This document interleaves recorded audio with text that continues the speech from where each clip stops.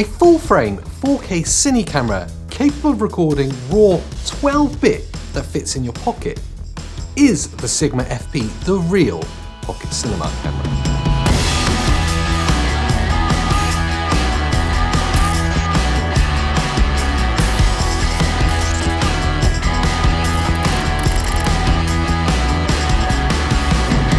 If you live on spec sheets, this camera is not just the best in class, but possibly the best value video camera currently on the market. So why isn't this pocket-friendly sub £2 grand cinecam in everyone's pockets? Well, to find out a little more, Sigma have let us borrow the FP with the latest firmware to put it through its paces. It's a camera that has been on the market for over a year now, so I'm not going to bog down too heavy on the specs, as there's tons of videos about that already.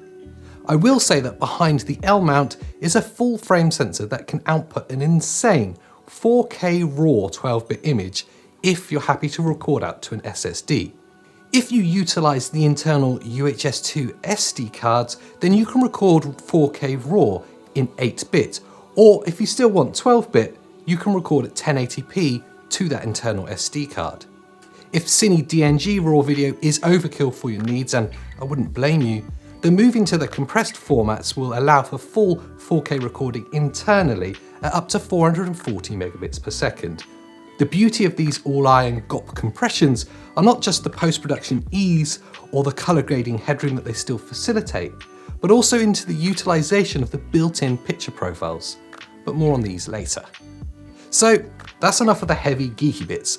Let's just get to using the camera, and firstly looking at the good bits of the Sigma FP.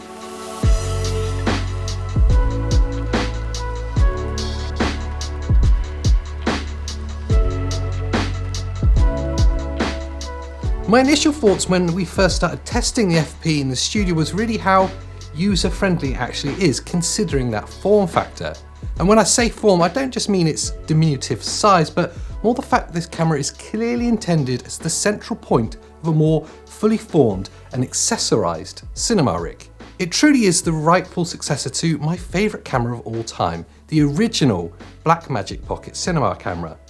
Much like that camera from a few years ago, everything about this is designed for a very experienced video user. It's aimed at teams to rig this out and operate the separate areas of production, and not really for the solo shooter. That being said, the Sigma FP does buck the mini cine trend somewhat, with actually being a very usable camera. The screen is very good, director's monitor good, the controls are excellent, and the video assist tools do make solo shooting more than plausible. On that usability note, the picture profiles available to you when shooting in the compressed video formats are amazing. Fujifilm amazing. They are quite possibly one of my favourite features of shooting with the Sigma FP. That and the all-important picture that the sensor renders for you. And in truth, that is what this camera is all about, giving you as a shooter access to a gorgeous full-frame sensor with all the rigability to be able to upgrade this camera to being the central point for full filmmaking rig.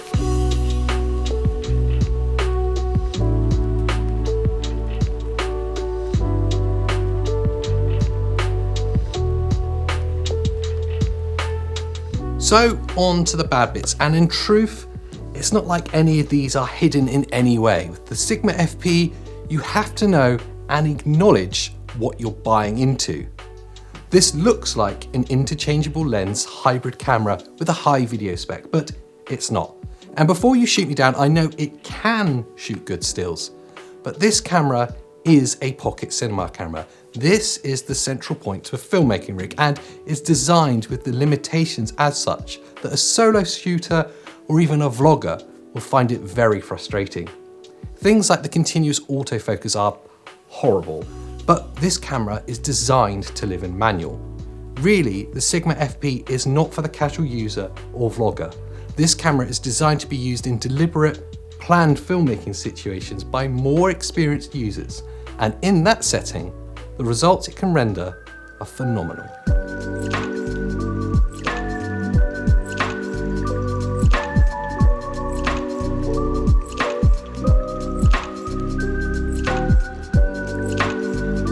The biggest biggest compliment I can pay to the Sigma FP is that it really is like the BMP CC, but built for 2021, possessing all the charm and cinematic prowess, but without some of those key limitations. And like the Blackmagic Pocket Cinema camera, this is a Filmmakers camera, a miniature cinematic workhorse. In truth, it is just the central element to a more fully formed rig, but this is to be expected for a cine-focused camera. However, this isn't to say that it can't be used on its own, because it can. And either way, the results from the camera that sits under $2,000 that can fit in your pocket are genuinely exciting. For some more information on the Sigma FP, there are of course some links below. And whilst you're down there, why not consider subscribing to the channel or even checking out the blog? It will definitely be worth your time.